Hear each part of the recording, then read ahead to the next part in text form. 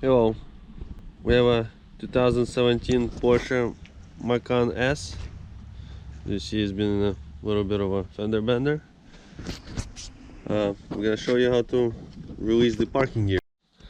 So here we are, the car is in parking. Let's say you need to put it in neutral for some reason, like us, we need to push it around. We're gonna release the parking gear. To do that, you have to pull this leather boot up. Be careful, don't rip it out. It unclips. Use two hands. Just grab it by the stitching on two sides and lift it up. It clips in, so it's gonna be kind of wacky coming out, but it will. Now, when you're done, there's a, see this yellow tab over here? This is the parking gear release button.